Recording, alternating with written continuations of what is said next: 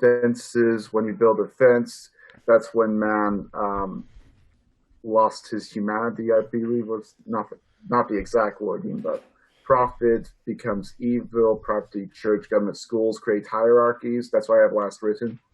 I actually found that I found that passage in the second discourse, the discourse on the origin of inequality. The first man who, having Right. enclosed a piece of ground, brought himself, saying, "This is mine." Blah blah blah. All that. Yep. Yeah, there you go. Okay. So remember that remember that Rousseau's major goal here, his major goal is to form a social contract in which each man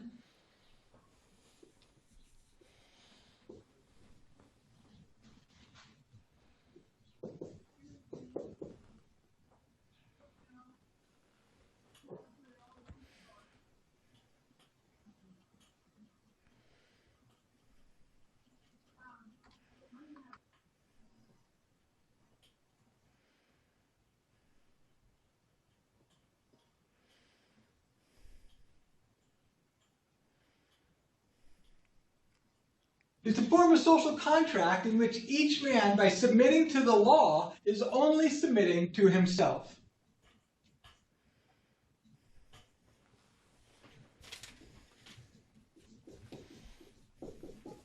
Put actually there. Hey, good of you to join us, Elijah. I was hoping you'd be able to get in.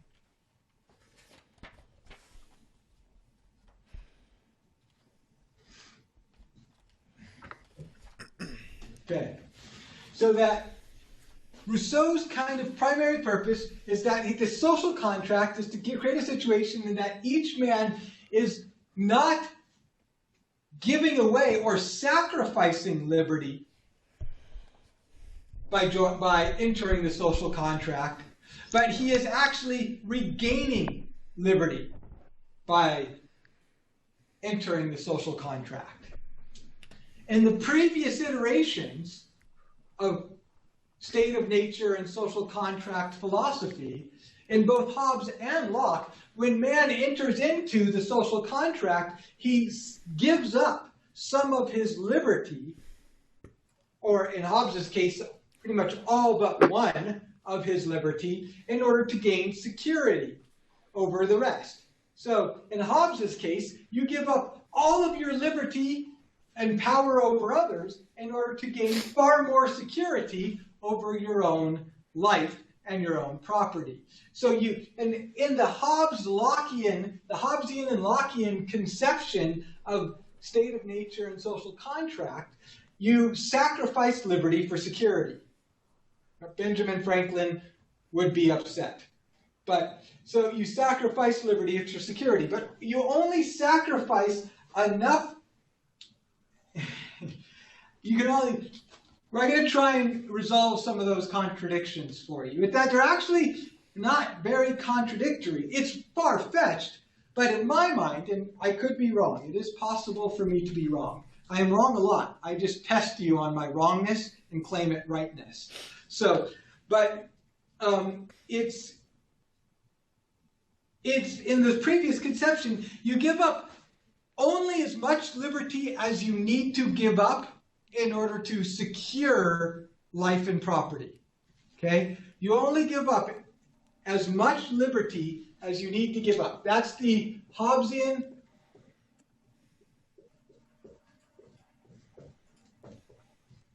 and Lockean approach. You only give up as much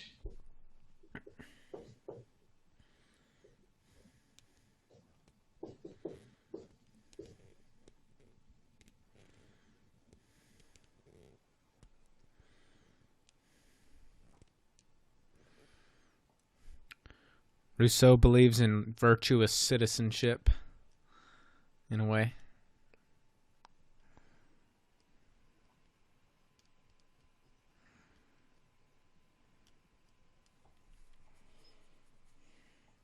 Right. You only sacrifice as much liberty as necessary to gain necessary, well, I used that twice, so to gain security of person and property.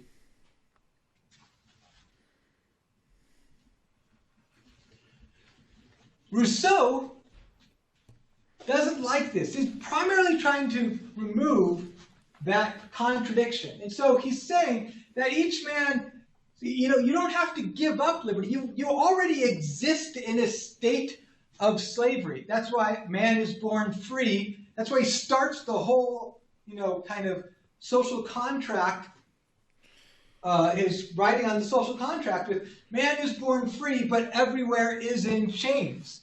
He's saying that man is born free, but you are in chains. You are in slavery. So it's not that by entering into the social contract you give up liberty. It's that the kind of social institutions, private property, the church, nobility, schools, social institutions have already enslaved man, and by entering the social contract, you regain freedom. You regain freedom.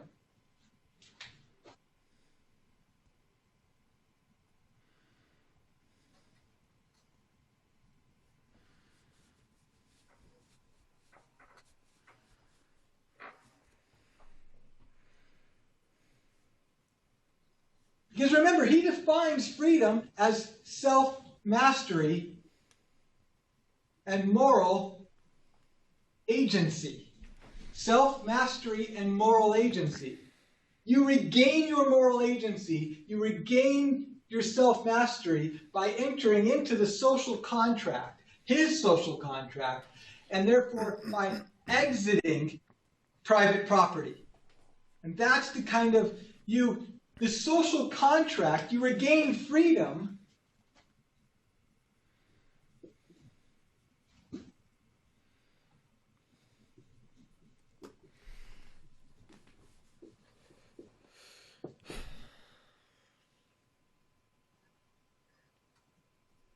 by a contract of equality. This is the key thing that Rousseau sees about Robert, social institutions are not a product of the social contract. Because to Rousseau, a social contract is by definition, a contract is by definition an equalizing event. An equalizing event. Because all parties to the contract, and I know you're going to say, but what if I'm born into it and that sort of thing. But, all social contract philosophers say the same thing. It doesn't matter whether the contract was signed 1,000 or kind of created 1,000 years ago and you're born into it now. If you're born into it, you still have to consent and you still can withdraw your consent. It doesn't mean that there's not consequences to that, but you can still withdraw your consent. But to Rousseau, contract is an equalizing measure. Each party has an equal ability to consent to the contract. Each party, all parties involved have an equal ability to consent. Now, yes, this doesn't happen in a vacuum, and yes, there's different kind of consequences to this. But the point is that what he's kind of saying is that the social institutions that people are born into are not institutions of equality. They're not consensual institutions. They're institutions of domination. The social contract is the only thing that is going to bring equality. So he doesn't see the social contract the same way that Hobbes and Locke do. He doesn't see it that way. Social institutions exist prior to the social contract in Rousseau. It's only in Hobbes and Locke that social institutions exist after or post-social contract.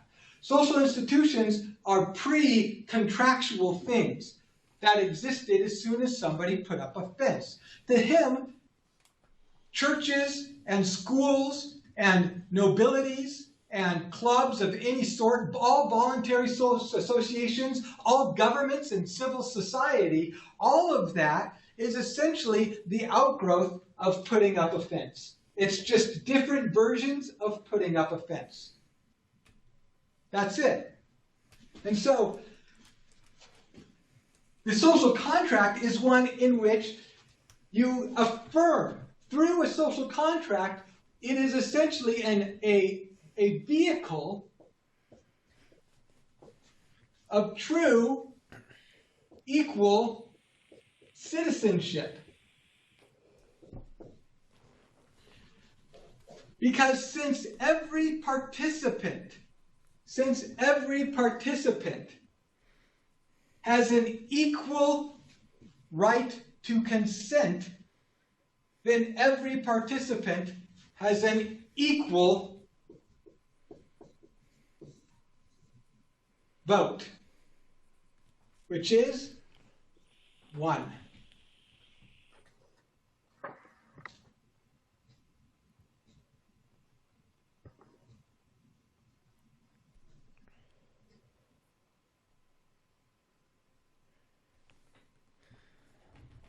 Let me put it this way. To Rousseau, a social contract doesn't exist until a society becomes a democracy.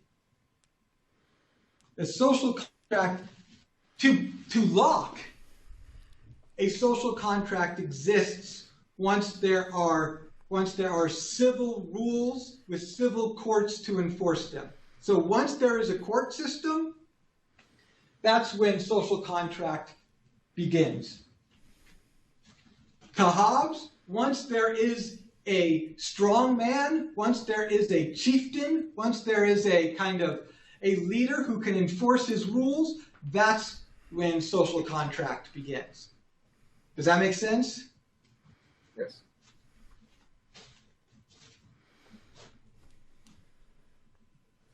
Yes, that's great. That's a good way of thinking about it. If I'm interpreting your statement right there, Robert, yes, I would say yes. So, to Hobbes, we go from the state of nature to the contract when we submit to an authority that can enforce its own rules. Then we go to the contract when we submit, and we consent to submitting to an authority because we realize that this bastard might be a bastard, but he is better. It is better to be ruled by one bastard than to be ruled by 1,000 bastards.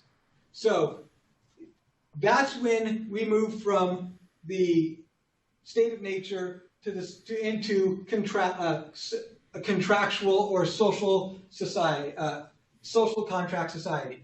To Locke, there's more to it than that.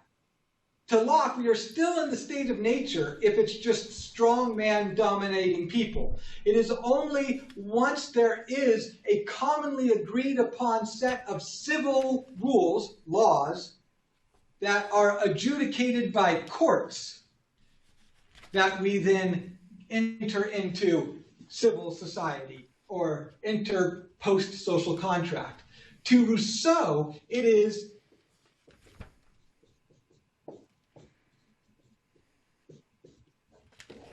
direct democracy that leads us into the social contract. To Rousseau, and to a certain extent, there is a logic here. To Rousseau, in any contract, the whole point of the contract is you get this vote, you get this consent. Just like all of them, all Hobbes, Locke, and Rousseau, the whole point of the social contract theory is to say that governments are only legitimate when they govern by consent. The differences between them is that the threshold upon which they believe people should consent. Because Hobbes has such a cynical view of human nature, the threshold is very low before you issue consent, right? Get me out of the state of nature. To Locke, because he believes that humans have a much higher capacity for reason, the state of nature isn't nasty, brutish, and short, so therefore the threshold is higher of what government must provide, of what civil society must provide in order for us to consent. But again, the same thing, the same principle applies. If the Leviathan doesn't do his job, if he can't enforce his own rules on everybody, he loses the legitimacy to rule. And revolution becomes acceptable, becomes morally acceptable. To Locke, if the government can't secure individual property rights, and therefore individual intellectual and spiritual rights, then through courts, through commonly applied laws and courts, and if it violates that, then it loses the legitimacy to rule, and you can withdraw your consent. You only consented to government on these conditions, that it can secure your person and property better than the state of nature. The only difference between Hobbes and Locke is the threshold upon which they believe that consent becomes legitimate, that consent will happen. Rousseau takes it even higher. Rousseau takes it a lot higher. Rousseau says that Hobbes' situation, Hobbes' social contract, or Hobbes' idea of civil society can exist, and we're still not in a social contract.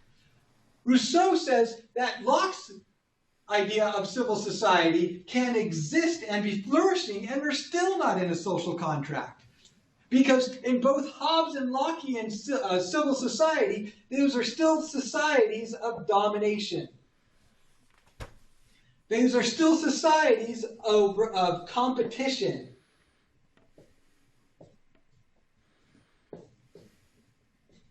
For social position. It is only when you get to a direct democracy, one person, one consent. That's what makes sense to him as a social contract. Everybody has an equal, consensual vote in the contract, both in the establishing of the contract and in the ongoing governance of the contract. Direct democracy.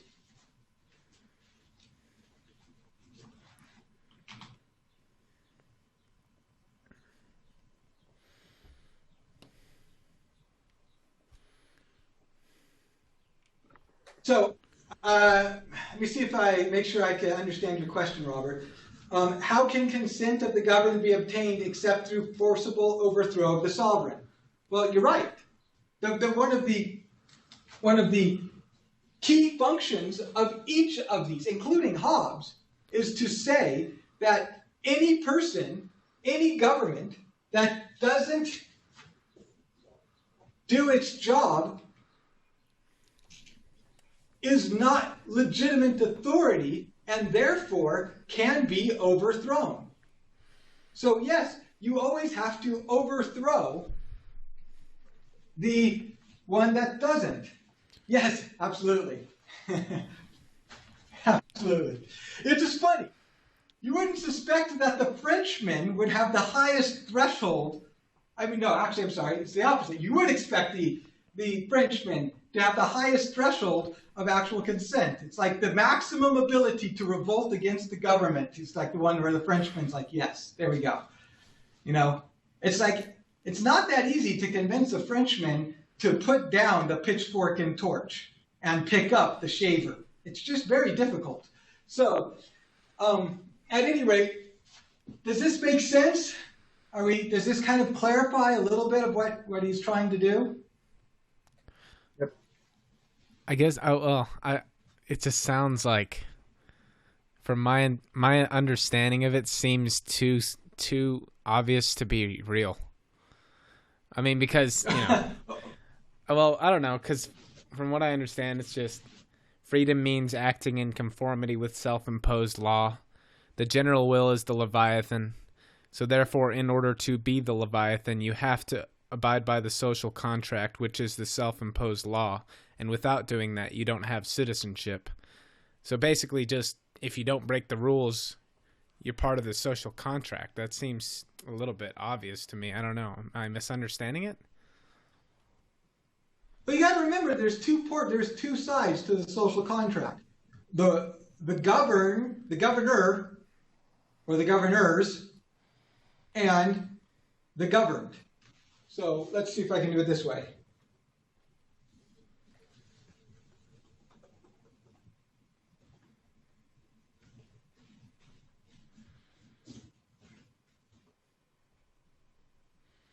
So to Rousseau, it's like you're both the governor because you vote, and you're the governed because you follow the laws that you create through voting. Mm-hmm. So remember, there's two sides here. Both sides have obligations. The governors have an obligation to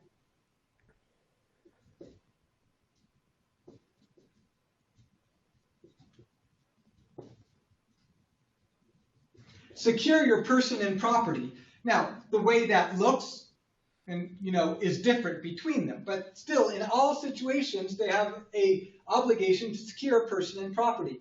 And how they define person and property is different. Hobbes defines person and property in a very limited kind of in rudimentary fashion. Your person is your life. That's it, pretty much. And your property are those things necessary to preserve your life. Food, shelter, clothing, essentially. Water, family. That's it. That's all you got. It's the most rudimentary things. Those things that are necessary to preserve your person and your property, to preserve your life and your family, the necessities. Once those are kind of achieved, then you have more security over person and what property is necessary to secure family, your life and your family, then at that point, everything else is just a want, not a need. And so withdrawing consent becomes much more problematic. Because he says in the state of nature, those things aren't secure. So before you give up security of basic life and family, you better know what the hell you're doing. So in Locke, secured of person and property is much more expansive. Person isn't just your life, but person is going to be your spiritual freedom, your intellectual freedom, free speech, freedom of thought, freedom of religion. That's all part of your person, and that's all part of your property. They're all wrapped up together in a way. You pursue property based off of your intellectual and spiritual kind of ideologies and reasonings and motivations, not just your kind of basic acquisition or necessity. People pursue property for lots of reasons. People will pursue property so they could build a church. People will pursue property so that they can start an orphanage. People will pursue property so that they can, start a parkour gym, whatever. People will pursue property for various things that make life worth living. So this is to Locke, that's a much more expansive view. But in all of these cases, the governors have to secure person and property. Otherwise, they violate the social contract. They don't have legitimate authority, and they are outside the social contract. So it is very possible for the governors to be outside the social contract, not just the governed.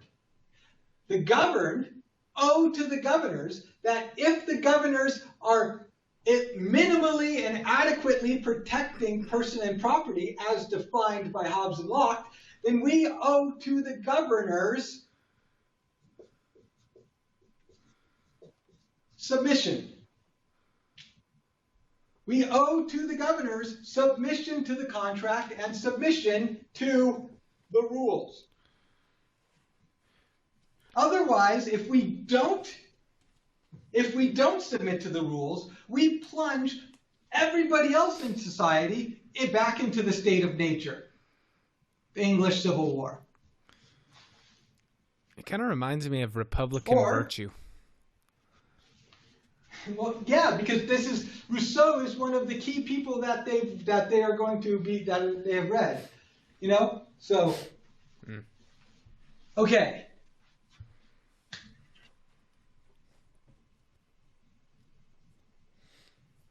So getting back to this issue, each man is submitting, by submitting to the law, is only actually submitting to himself. Now, we talked about this last time. I'm going to just kind of remind us of it. just enough so that we can move forward. But remember, we talked about it in terms of things like New Year's resolutions and that sort of thing. That by submitting to the law, since you have equal consensual vote, and since it is direct democracy,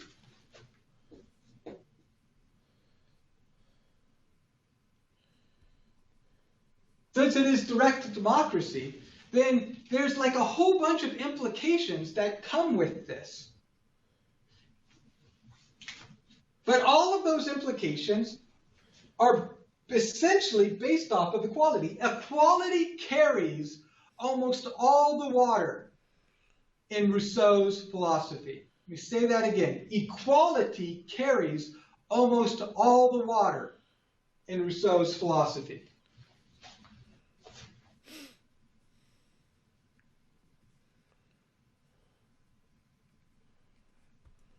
Not to Rousseau. That's Rousseau's conundrum, right? Rousseau's conundrum is, how do you have governor and governed? How do you have governor and governed without introducing inequality? Well, the solution is through direct democracy in the social contract. Governor and governed are the same people, as long as they're adult men. So,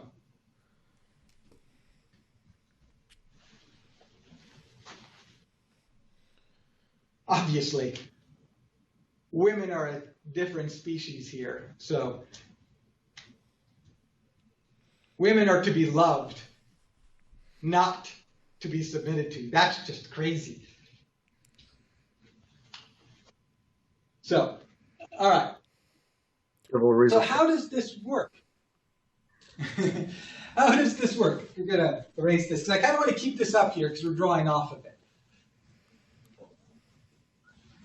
There's a few things there's a few conditions that have to exist, all of which that have to do with equality. One of which is that there has to be the social contract and, this idea.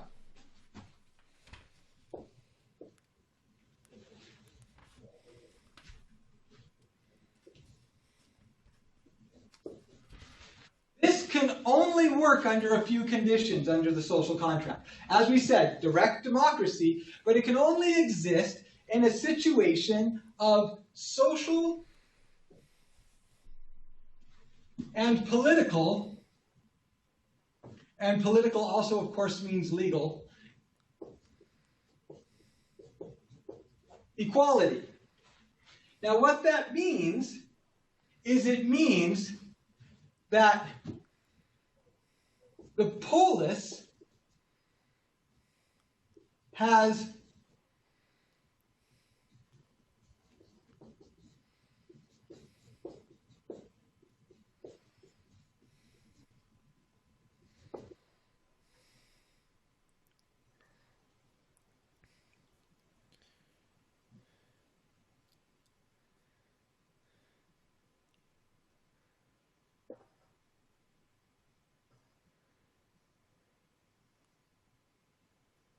means that the polis has roughly equal concern, not equal outcomes necessarily, though he does believe that there needs to be roughly equal outcomes. There can't be the very rich and there can't be the very poor.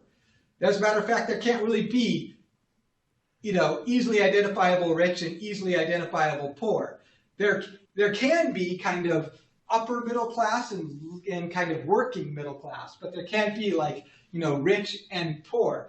But that's a separate issue. Overall, the polis has to have roughly equal concern for every member's property. This is what he calls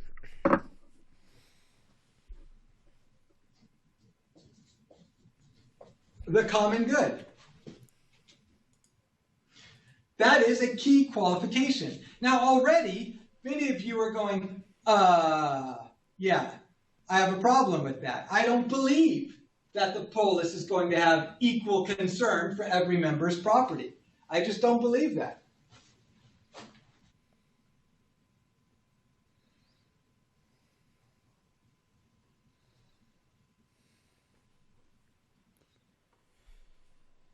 And Rousseau's going to say the reason why you don't believe it is because you're cynical. You say this again, please understand this. If you don't believe that it's possible for the governors, the polis, to have roughly equal concern for every member's property, Rousseau's going to say the reason why you don't believe it is because you've lived a life in which you've experienced pre-social contract life, the life of property domination, of social position competition. In other words, let me put it this way. Rousseau's point is this. Remember, we talked about before that men aren't naturally evil. The thing that makes them evil is social institutions. Well, this is what he means by that. He says men aren't naturally evil. Like, let me put it this way. Do you think that human beings are born racist? Is racism a biologically or inherited trait, or is it something that is taught? It is not. Is it something that human beings are taught or that they're born with? Okay. It's a little bit of both, in my opinion, because even kids, it depends, because there's a basic humans are fear things different than themselves, even the most superficial. Therefore, there is something at that point. Whereas, however, since cultures developed in different continents and different places, naturally society is going to create differences, and essentially that genetic fear of the other. So would it be fair to say, to sum that up, Nathaniel, because very legitimate and coherent line of thinking there, but would it be fair to summarize that as saying human beings are born with the capacity for racism, yes, but not necessarily racist? Yes. What do the rest of you think of that?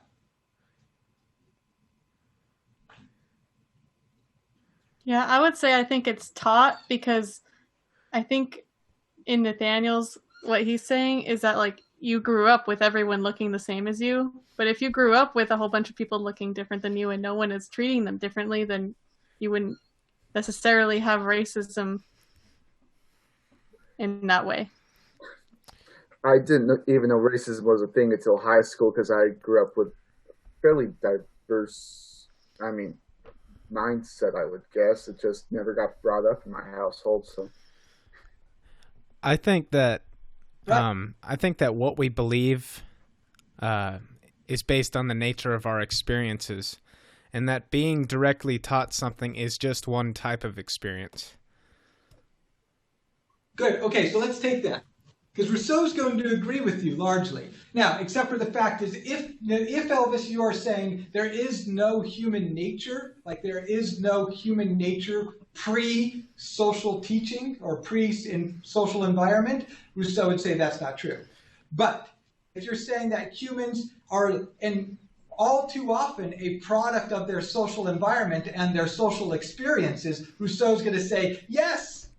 Well, yeah, I'm talking about post-social human nature, after the transition already occurred. Yeah, so Rousseau's going to agree with you guys. Rousseau's going to agree with Nathaniel, and Robert's agreement with Nathaniel, and Charlene and Elvis's kind of most agreement with Nathaniel. He's going to agree. He's going to say human beings, that's part of self-love. Self-love means that we relate most to our own characteristics, and people who are different than us, we're going to prioritize our own life and property over their life and property.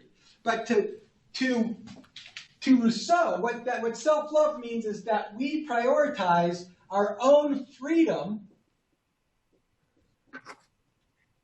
over others. We prioritize our own freedom over others.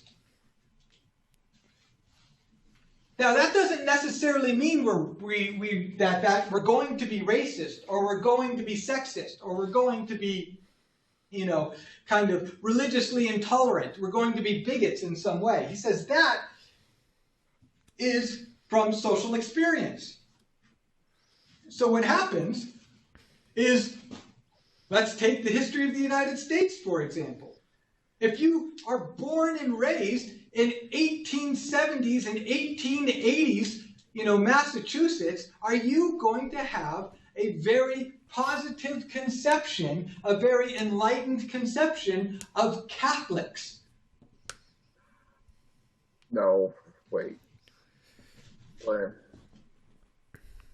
Yeah. No, you're not, right?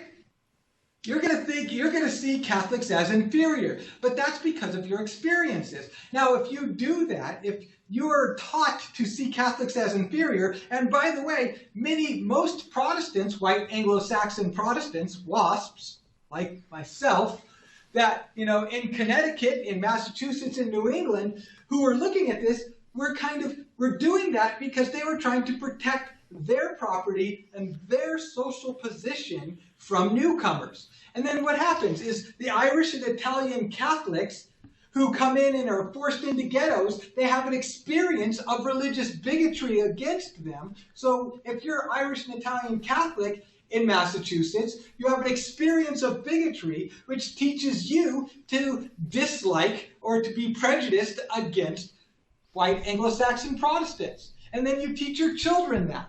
And then if your children happen to get the upper hand over white Anglo-Saxon Protestants, then they try and enforce their domination over white Anglo-Saxon Protestants, and then white Anglo-Saxon Protestants teach their children to resent, so forth and so on. And so it's essentially an experience of inequality that convinces you that equality is not possible. Just like if you grew up in a family of racists in 1920s Alabama, you're going to believe that it is your experience of racism, of a racial domination system, is going to convince you that that's the way the world works, and the world can't work in any other way. But that's a lie. And it took the civil rights movement and then decades of struggle after the civil rights movement to get us to the point where everybody in this class understands that that was a lie. But if you were raised in 1920s Alabama, would you believe it was a lie? Or would you look at if somebody came in and said, it's possible for there to be, I have a dream that people would be judged by if somebody said that, would you even conceive that it was possible? Nope.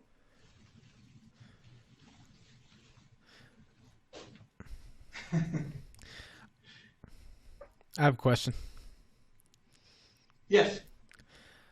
It to me just seems as if he's arriving at a similar, if not the same, problem as he did before, where the second that human beings had pity, amor propria, it was permanent because they started comparing themselves to one another. Whoever danced the best is public esteem and all that. And this is just a higher form of that, where once we're embedded in this material competitive existence, there's no way of going back. Just like there was no way of going back to the true state of nature, we're almost in a second transition of nature, and we can't go back to that old form. Okay, but similar to Southern racism, the way isn't to go back. The way is to go forward. Yeah, that's fair. I don't know. It just seems hard for people to lose right, that because cynical... you're trapped in it, right? Just like, yes, you're trapped. According to Rousseau, you're trapped in it. So let's give Rousseau. Let me try and explain Rousseau's point here. In comparison to Hobbes. To Hobbes, human beings are dominated by passion, and the primary passion is fear. Human beings have a will to power. That human beings pursue power. They pursue power over each other. They pursue power over each other because they want power over each other. To Hobbes, human beings pursue power over each other because they value themselves over other people. They value their own selves, their own worth, more than they value other people's. Right? Does that make sense? Yeah. Yeah.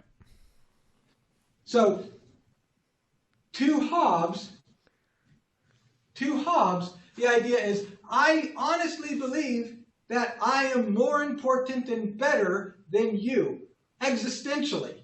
So therefore, I pursue domination over you, existentially.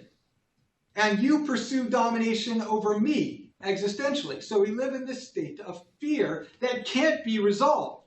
Because if human beings are really just pursuing power over each other because they honestly believe that in order for my value as a human being to be validated, I have to be above you, then we're in this constant state of fear. Rousseau says, no, that's not the case. Human beings do pursue power over each other. Please understand this. To Rousseau, human beings do pursue power over each other. But they only do so because they are trying to pursue freedom. They pursue domination in their pursuit of freedom. That it is not domination or power for its own sake. It is domination or power as a tool to protect freedom. Does that make sense? Yeah.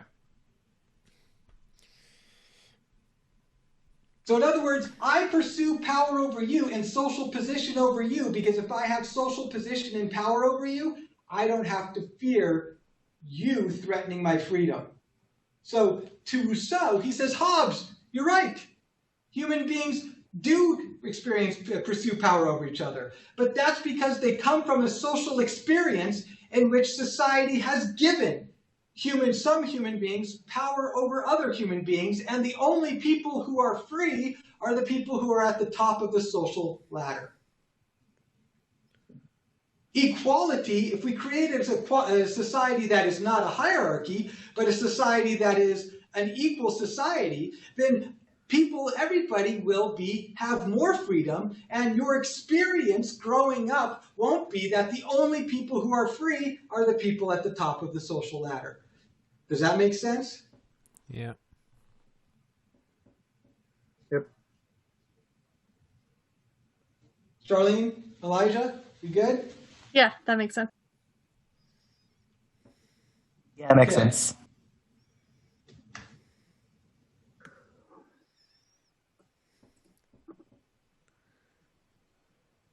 Yes, I would, at least in basic principle, agree with that, Robert. So, all right. So what this means then is that hierarchy is self-perpetuating. It's a trap.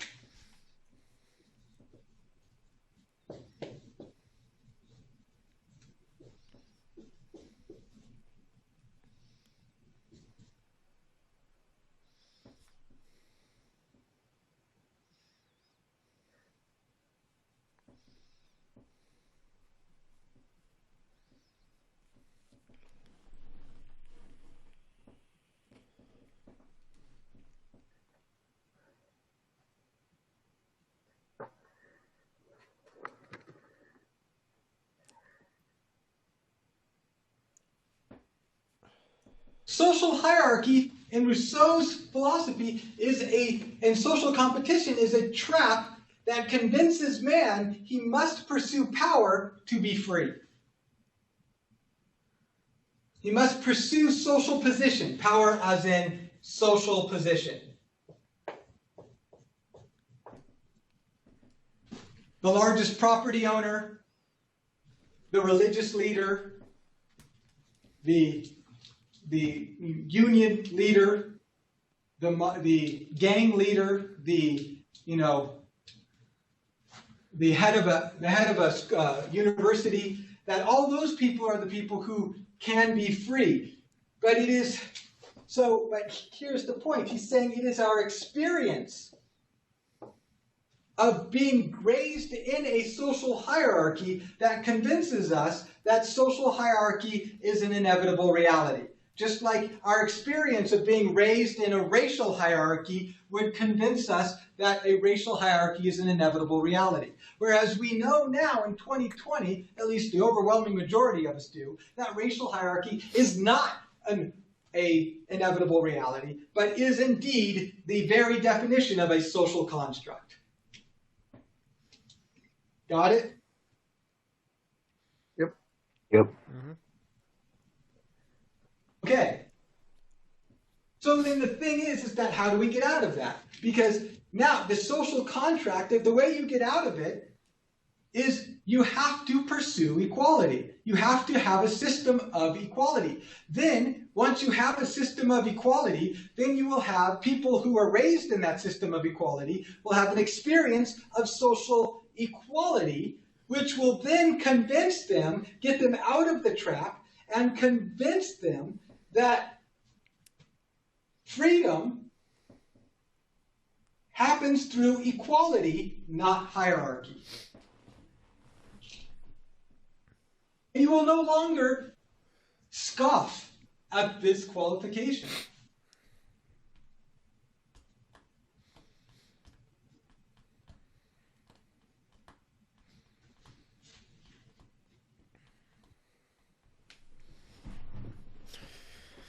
Because here's his point. Since man does not pursue domination for its own sake, but only pursues domination to secure freedom, if you can give man an experience of freedom without domination, then he will willingly give up domination because he's already obtained freedom. Does that make sense? I get where you're going, but correct me if I'm wrong, but competition is essentially related to domination, right? You cannot have competition without some form dominating. You're absolutely right, Elijah. Okay, Is that so if you have then... competition?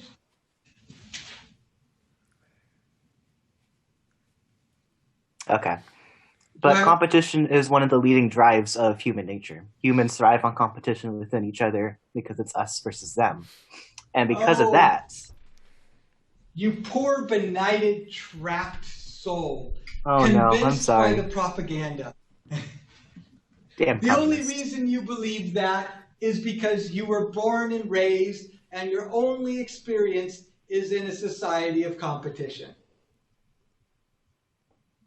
As I sip my latte and eat my baguette. This is empirical evidence, right? What do you mean? I mean, all of his statements seem kind of interesting, but rather profound, and that this is all unsupported by an actual thriving society that operates under these circumstances. You're wrong.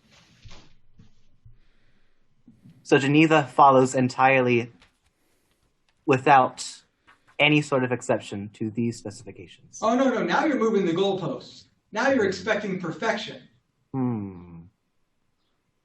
Okay. But I could go beyond Geneva. Salem, Massachusetts. What? Not the witch trial Salem, Massachusetts, but Salem, Massachusetts as in the first Puritan settlement, which was a direct democracy, a small direct democracy township in which there was mostly, and I mean definitely historically proven mostly cooperation and very little competition. But that would be, the exception would be the people who work for the church, because the priests would be essentially separated from the rest of it. Oh no, bottom up religion. The pastor was hireable and fireable by the elders. There was a hierarchy of elders, but that hierarchy of elders, even then, they could not violate direct democracy. Every male head of the household had a vote, and there was no wealthy and there was no poor. There were people who had more than others, But there was, and remember, it's rough, not perfect. Now, Okay. there is a challenge to this. And the challenge is, okay, so in small, isolated, homogeneous communities that are experiencing large threats from the outside, there is a lot of cooperation.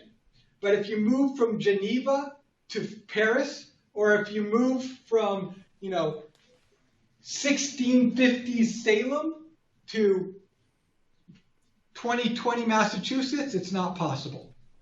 That's your better argument against Rouseau. Does that make sense? Yeah. Well, I mean, like the thing about it is with social hierarchy, the reason he hates it so much is because it's essentially vanity. He thinks that the state, our state of perpetual misery, is caused by the vanity that comes with public esteem and just trying to look better than other people. That's just pride, and I don't know. Right, that's exactly right. So much of society is built around giving special honors that privilege some people over others. Not just in terms of property, but in terms of titles, in terms of esteem, in terms of pride. That society is built upon giving these people titles that put them over everybody else, even if it's only honorarily, so that I can then compete for those titles and then demand subservience from other people once I achieve that. Does that make sense? We're always in the judgment of others. That's our existence is based around the judgment of others in that system. Right. So, addressing Robert's point, competition is universal. Now, again, Rousseau is going to say that it is because you have been grounded in a capitalist society or a feudalist society that you believe competition or social dominance or hierarchy is universal. He says competition, just like racism, competition isn't natural in man, but the capacity or the potential for competition is in man. But what man is actually primarily worried about isn't winning over other people. What he's worried about is his own freedom. So the only real competition between man is the competition between freedom. Men want to protect their freedom from other men. But if you have a society of equality, then men can best protect their freedom through cooperation as opposed to competition. And once you kind of show them a system in which their freedom is better protected by cooperation than competition, they'll willingly give up competition and adopt cooperation. So competition, the capacity or the potential to be governed by our passion for competition does exist in man, but that doesn't mean that it's the only thing that exists in man or that potential has to be realized. There's also the potential for cooperation, and that if we can give man maximum freedom by cooperation, then that's what he'll pursue, and he'll give up the addiction to competition. So I have a question. Sure. So let's say with just siblings, that's one of the most basic forms of rivalry and competition. Siblings of a parents will fight each other. Essentially, they'll compete with each other because just like the barest laws of nature, it makes sense that they compete for their parents' attention and essentially the parents' attention and what the parents give them and all of that, because that helps them survive. So at the very lowest form of just human nature, humans are intrinsically competitive. And humans at that age are also not going to cooperate with each other. that's not going to be their first thought. Their first thought is going to be, oh, I want that chocolate more. Okay, so one critique of that as a father, children will cooperate with each other against parents on a frequent basis. Believe me, they will cooperate with each other. They, in very devilish ways. Even my sister and I, who very much struggled to really see each other as members of the same family. That's not surprising at all. We would even cooperate. So, on quite frequent occasions, if it meant making sure that we got ice cream. Or more importantly, the most important thing and the primary source of our cooperation was to make sure that when my mom was working and my dad had to do dinner, that dinner was going to be McDonald's. So that's a common source of cooperation between us. But to highlight another point between that, Rousseau's point is going to be this. See what you think of this. Children compete with each other for the attention of parents because parents raise them in an environment in which the parent's attention isn't equal. If the parent's attention was equal concern for both children, the children wouldn't compete. But because they know that concern isn't equal, they will compete. The parents create the competition for them, kind of. Yes. Exactly. So as a parent yourself, do you think it is feasible to divide your attention equally between your children without them perceiving that one gets more attention than the other? Oh, hell no. And I believe Rousseau's wrong. But that doesn't mean his theory, his philosophy isn't incredibly elegant and internally consistent. It is a coherent, internally consistent, and compellingly elegant theory. But I believe he's wrong. Do I know he's wrong? No. I can't say I know he's wrong. I can't say with confidence that I guarantee he's wrong, but I believe he is. On this, I do. I believe, similar to what you and Robert stated, that competition is universal, and that what he's asking for is too fragile. That even if it was possible, it takes only one or a few missteps or cracks to drag society into competition. Whereas you have to be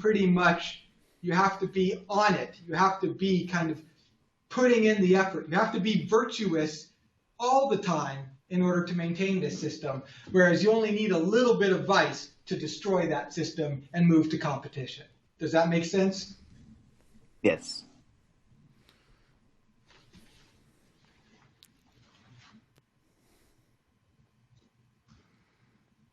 Yes. I definitely agree with that too. So,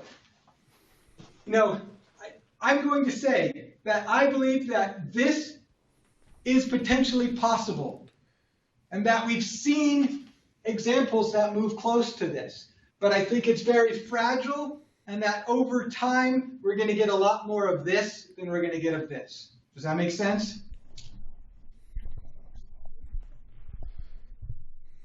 Yep. And we're going to see that indirectly, John Stuart Mill is essentially going to say that it's much, much easier and more stable to found a society on competition than it is to found it on this kind of idealistic cooperation.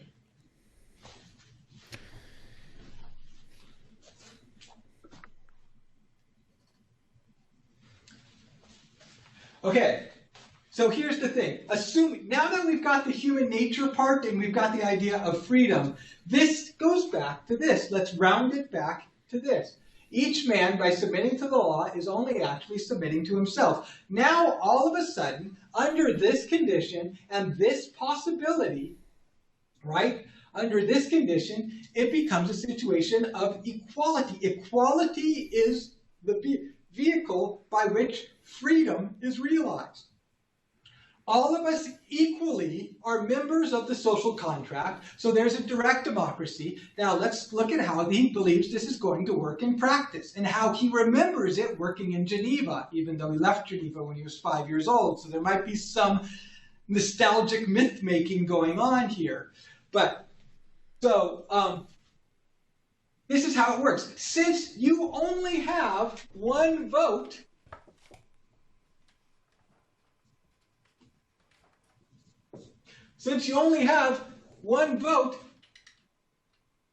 then how do you approach that? Then you have to persuade other people. You can't dominate them. Now that can only work in a system of social and political equality. That means that it's not just legally everybody has one vote. It's not just legally the laws make for equal citizenship, but socially, nobody has such significant power over anybody else that they can use their social influence over somebody to kind of compel them to vote the way I want you to. Does that make sense?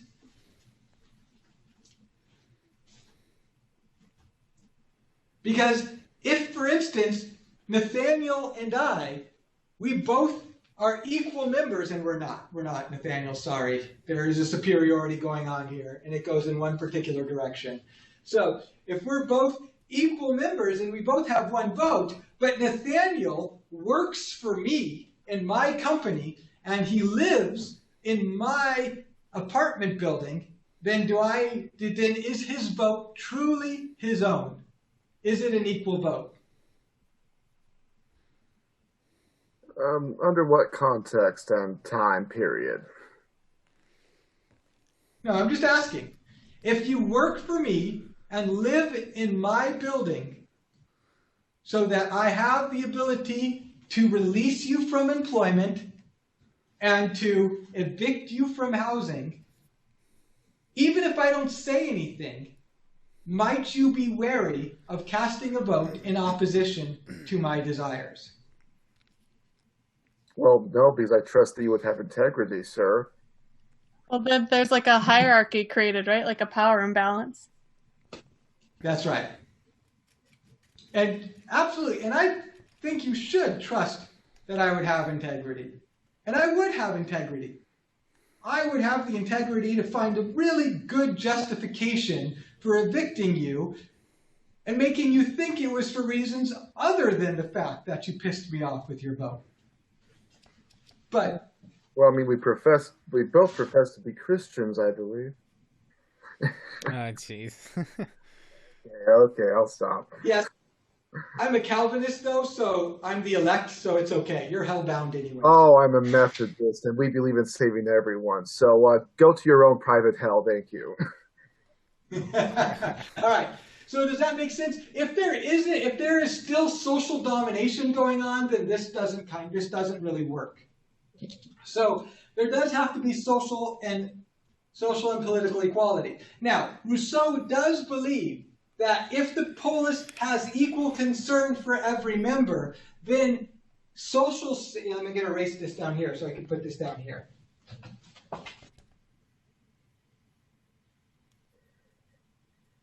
Rousseau does believe that in a republic, a Rousseauian republic, if there is actually roughly equal concern for every member's property, if there's actually a dominant concern for the common good, then what's going to happen is even if Nathaniel works for me and I have that leverage over him, if it looks at all like I have punished Nathaniel for his vote, the rest of society will shame me and pressure me to reverse that decision. Does that make sense?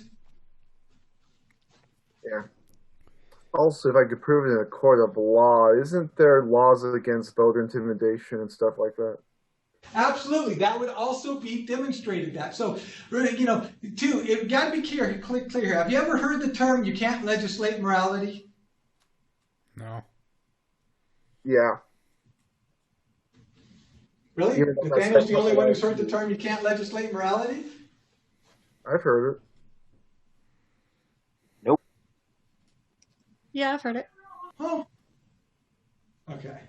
Disagree with it, of course. The idea being is that, that's a very much a Lockean and John Stuart Mill and kind of classically liberal response or belief, philosophy. The idea being that people have different moral value systems, and because they have different moral value systems, you can't use the law to impose one person's moral value system on other people, right? You can't legislate morality. So that's why pornography isn't against the law, for example. So you could think it's wrong, and society actually wants you to make moral judgments about pornography. What they don't want you to do is to use the power of the state to impose your morality on other people.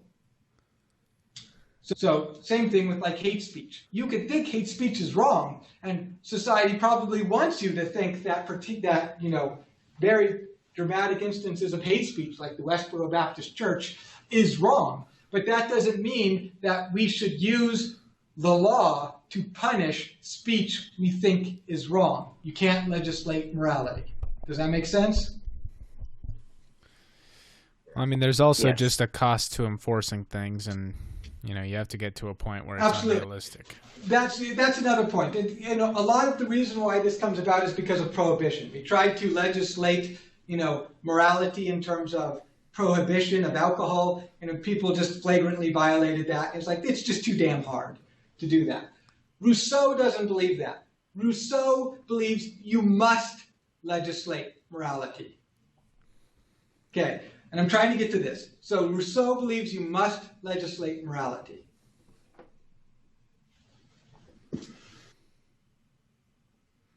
Both legally and socially. He says you must legally and socially pressure the person who owns a business to not use that business to compel his employees to vote the way he wants to. You must legally and socially enforce equality. You must legally and socially enforce one vote and independent thinking.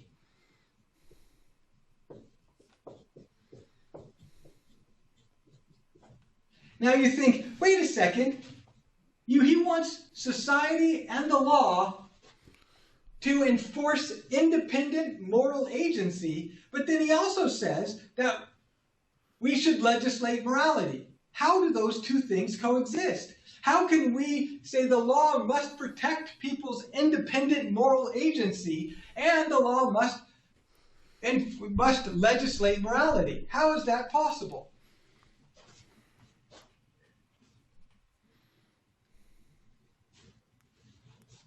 Right, the difference between private and public goods is part of that, yes. So, how is that possible? To Rousseau, he's going to say this. If the law and society's primary goal is to make sure that everybody has one vote and everybody is an independent moral agent, then the only way that the government makes any decisions is through deliberation,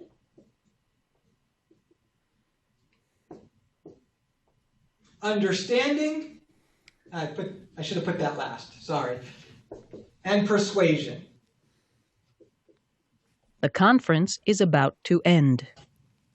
If you can't dominate anybody else, if you can't have power over them, either socially or legally, then under direct democracy, where everybody gets one vote and a small, homogeneous society, then through where we every week we get together and we deliberate on the issues of the day, then because I can't compel other people, I have to listen to them, I have to discuss with them, I have to try and persuade, and I have to understand where they're coming from. And once that happens, even if the vote doesn't go my way, I still understand that they are trying to pursue the common good, and they just believe that there's a different way of going about it than I do. And so I still accept that because we roughly have like an 80% of the time we agree on a common shared value system of what constitutes the common good. So the 20% of the time we disagree over the way of achieving that common good, it's still me submitting only to myself. Because in the end, it's still the law forcing me to do the thing that I know I should do in the first place. Just like hiring a gym trainer, you do that, you submit to the gym trainer, because by submitting to the gym trainer, you actually are submitting to your own desires. You know you should. You know you want to get into better shape and to be healthy. But you know you don't have the individual will to do it. So you pay a gym trainer to act like a tyrant, but he's not going to act like a tyrant, right? But to facilitate or to enforce what you want on yourself. That's what the law is going to do. As long as we have equality, then we'll have deliberation, more understanding, and more persuasion. Now this only works, again, make sure we understand this, this only works in small, homogeneous communities, in a small, homogeneous polis, where there's kind of a generalized cultural, religious consensus. Places like Calvinist Geneva.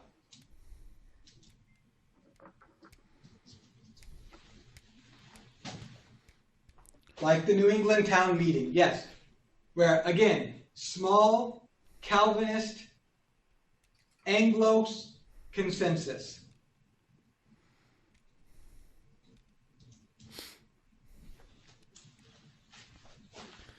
All right, does that help explain Rouseau? Yep. Yes. Yep. All right, good. Okay, guys. Next week is it Marx? Are we turning communist next week? I believe so. Either that or it's John Stuart Mill. No, I think Mill's going to be after Marx. I think we turn communist next week. All right, comrades. Next week the revolution begins.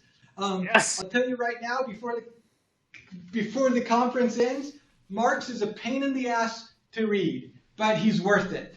So check the syllabus. I'm not asking you to read all of Marx, all of the selections of Marx. So make sure you read just the ones in the syllabus. Other than that, I will see you on Tuesday, and then for the conference after Tuesday. All right.